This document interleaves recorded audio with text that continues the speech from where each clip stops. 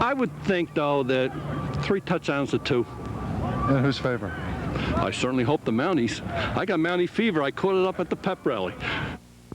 How do you feel personally? There must be some mixed emotions about what's happening now.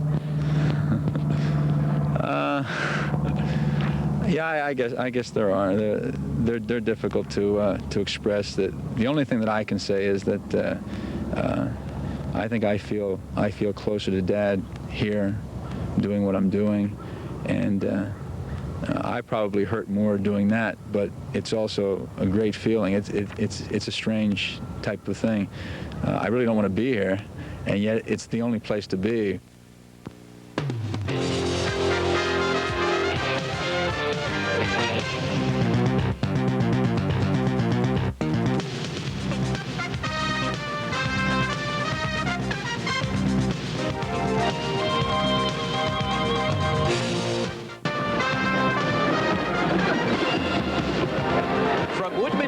Montclair. This is championship football on Scholastic Sports Sunday.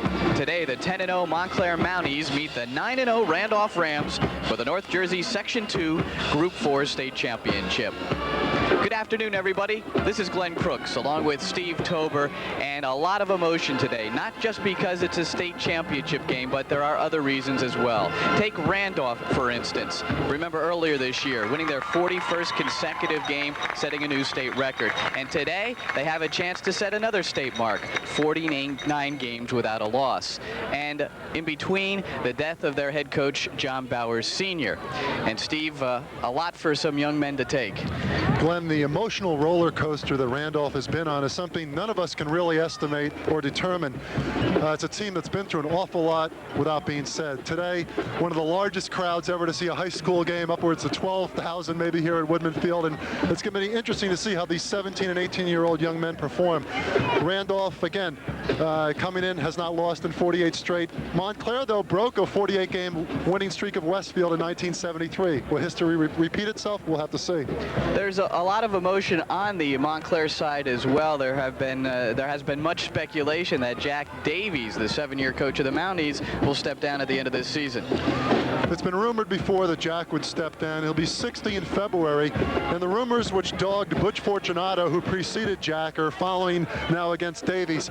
Jack told me that it's going to take a couple of weeks after the season, let the emotion wear off a little bit, and then make a decision. He will not say either way at this point.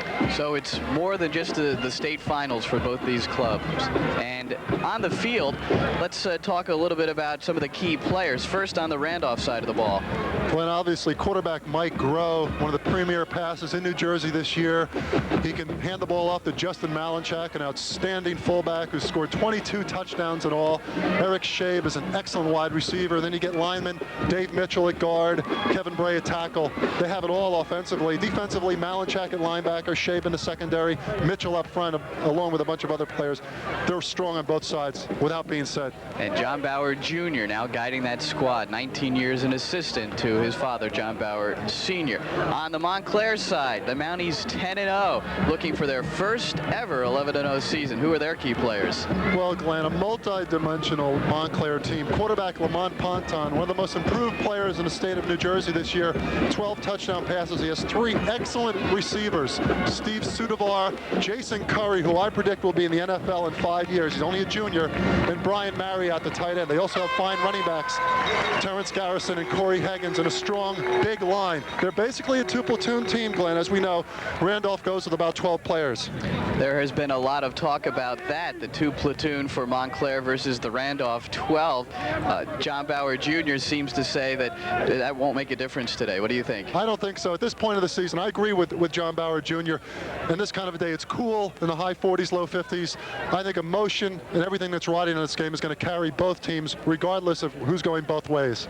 Earlier this week, we got the players' perceptions of this big Group 4 state championship game, which will determine the #1 team in the state of New Jersey this year. Let's hear from a couple of players.